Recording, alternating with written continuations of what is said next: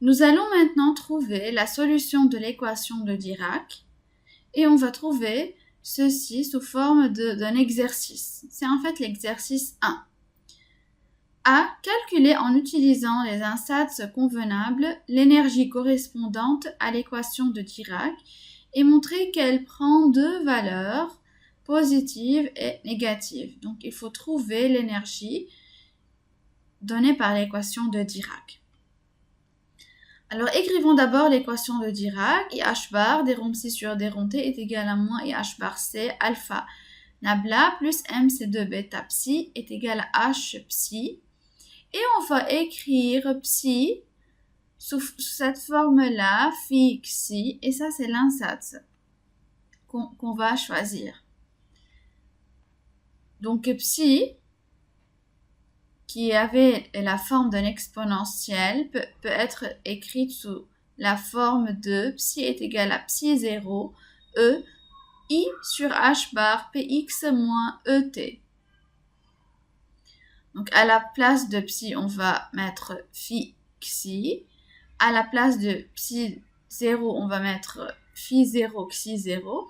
Et on va réécrire l'exponentiel.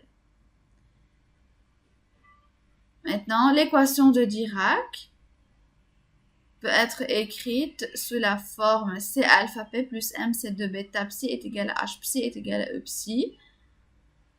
Bon, pourquoi je suis passée de cette écriture-là à cette écriture-là? Parce que moins IH bar nabla est égal à P. Ok. Maintenant, on va écrire E psi est égal à cette quantité-là, psi. Donc, E psi peut être écrite sous forme phi xi. Là, on va écrire C alpha P plus MC2 bêta fois psi. Là, c'est le psi. Donc, ça, c'est le C. Alpha, on sait que c'est une matrice 0, sigma 0. Et le P, je vais le laisser comme il est. Plus MC2. Et le bêta, je vais l'écrire sous la forme 1, 0, 0, moins 1. Maintenant, cette écriture-là va me donner un système de deux équations. Une première équation qui va être égale à E phi égale, et la deuxième équation va être E xi est égal à. Donc, il suffit de développer et on va obtenir deux équations. Voilà les deux équations.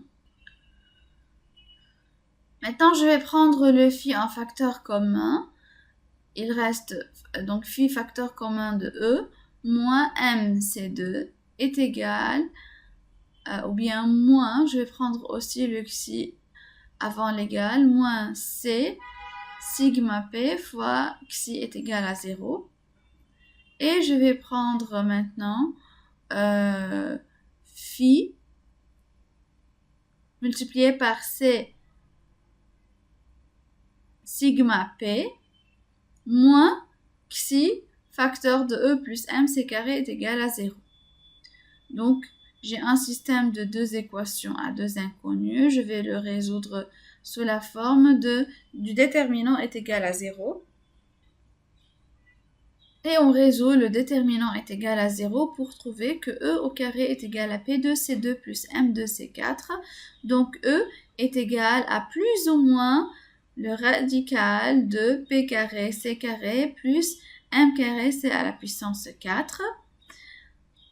Ou bien, on peut l'écrire sous la forme, donc au lieu de plus ou moins, je vais écrire lambda, avec lambda est égal à plus ou moins. Et la radicale de P au carré C au carré plus M au carré C à la puissance 4 est égal à E fois P. Donc, E est égal à lambda EP, et ceci pour dire que l'énergie peut prendre deux valeurs, l'une positive et l'autre négative.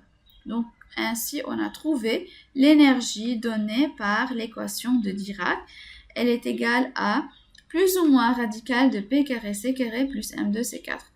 Ceci veut dire que l'énergie de Dirac peut être ou bien négative ou bien positive. La valeur positive correspond à la particule et la valeur négative correspond à l'antiparticule. C'est juste, c'est le même résultat qu'on a trouvé dans l'équation de Klein-Gordon.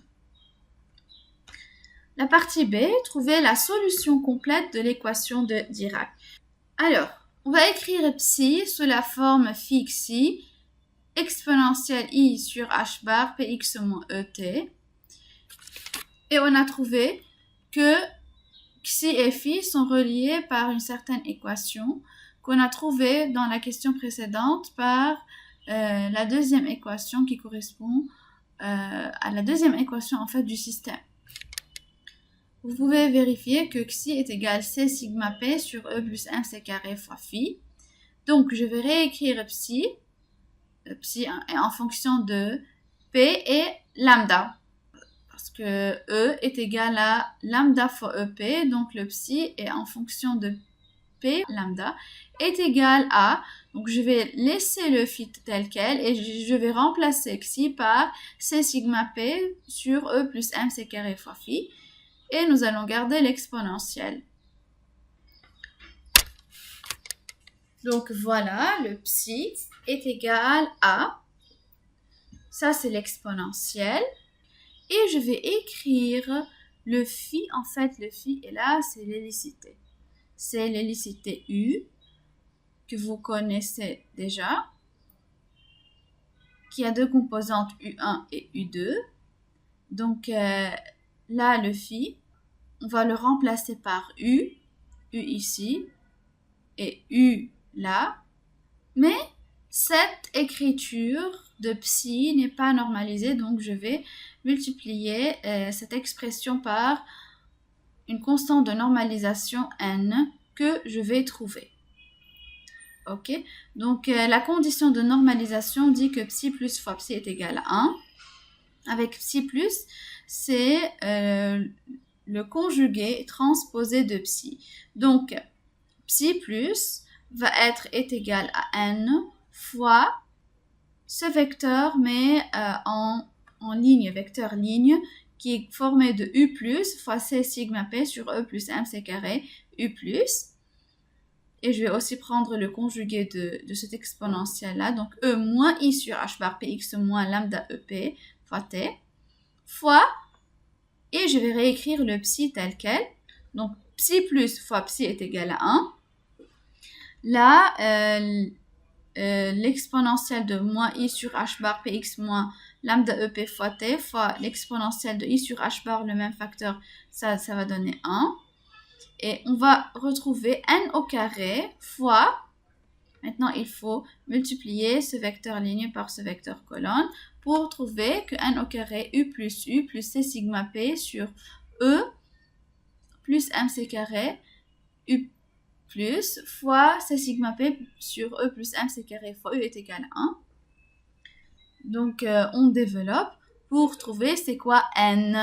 Et finalement, n est égal à lambda, est égal à radical de lambda EP plus mc carré sur 2 lambda EP. Et donc, on peut réécrire psi est égal radical de lambda EP plus mc carré sur 2 lambda EP. Donc, réécrivez cette expression-là, ici, multiplié par U, c'est sigma P sur mc carré plus lambda EP fois U, facteur de E I sur H bar, Px moins lambda EP fois T.